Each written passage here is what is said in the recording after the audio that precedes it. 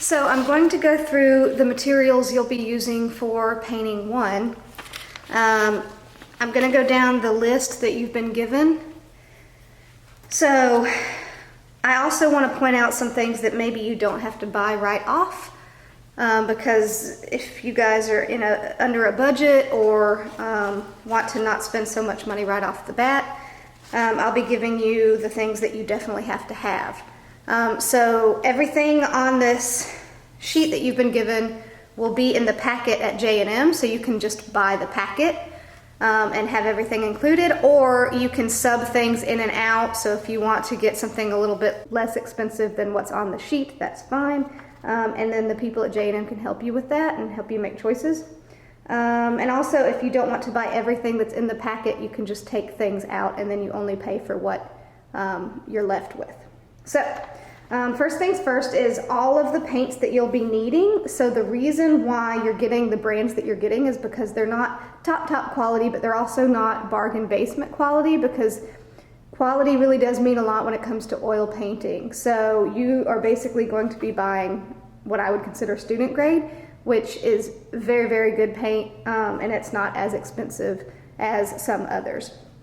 So the ones that you will definitely be needing on this list are Burnt Umber, Burnt Sienna, Cad Yellow Medium, Lemon Yellow, Naples Yellow Light, Cad Red, French Ultramarine, Cobalt Blue Deep, Phthalo Blue, and then you definitely will be needing the larger tubes of Titanium White and Ivory Black.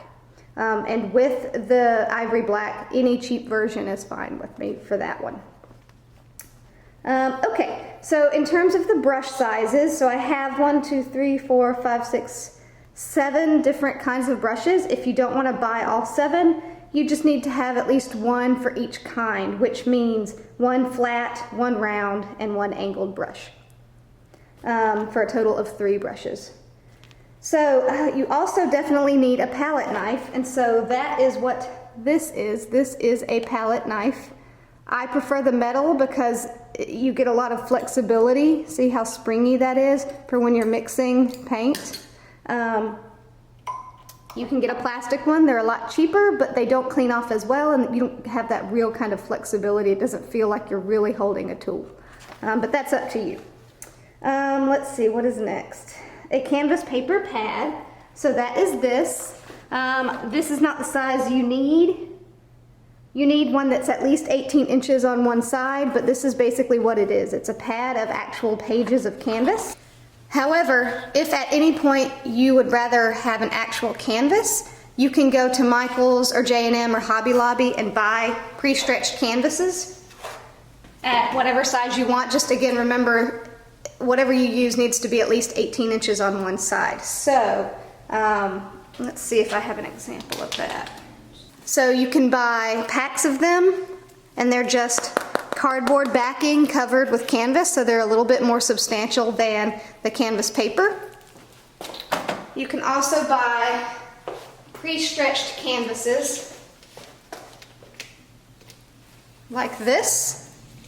So it is a wood backing, and then the canvas is stretched around the front. This just happens to be a black canvas. Since it's painting 1, you will not be required to stretch your own canvases, so I'm not going to show you guys how to do that. Let's see. Next up is the medium to small sized glass jars with lids. Glass because of the chemicals and stuff you'll be using in oil paint. So here's a good example. Any kind of glass jar. This apparently used to have diced pimentos in it. As long as it has a lid that can close. You'll be keeping all of your mediums within the yellow cabinet in the studio. Okay, a silicoil brush cleaning tank or an aluminum brush washer. So that's what this is. This is the aluminum brush washer. You can see how you can use the spring to hold your brushes that you're using outside of the medium that's in the tank. Or if you want to hold it in the medium, you can move this around so that it's sitting in the medium. You can also get the Silicoil brush cleaning tank, which does the same thing as this. It just doesn't have the coil at the top to hold your brushes. And then last but not least, Mona Lisa pink soap. or any other kind of brush cleaning soap. I like to use this, which is the Masters Brush Cleaner and Preserver. So when you open it up, it looks like this, like a cake of soap. And I'm going to be showing you guys how to use that and how to clean your brushes. Also, you will need some sort of palette. So this is my palette that I use in my studio. It is a piece of Masonite that has been painted white and then covered with a piece of glass and then put inside a wooden frame.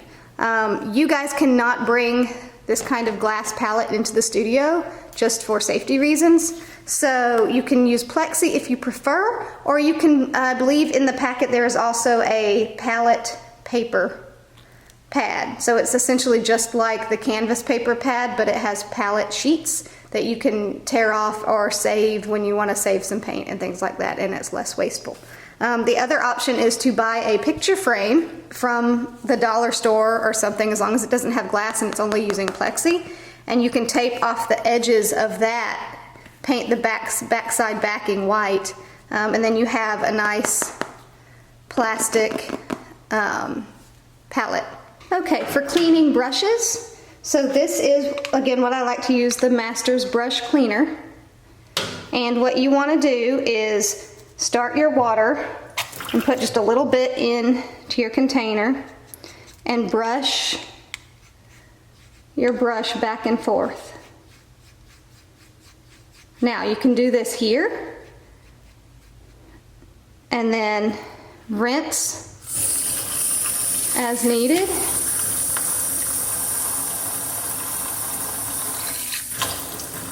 Or you can get up enough soap on your brush and use the palm of your hand to do basically the same thing. So see how I'm using the flat side and I'm going back and forth on the flat side? So you'll do this until you see the color running clear. Right now you can tell I used black. So I will keep doing that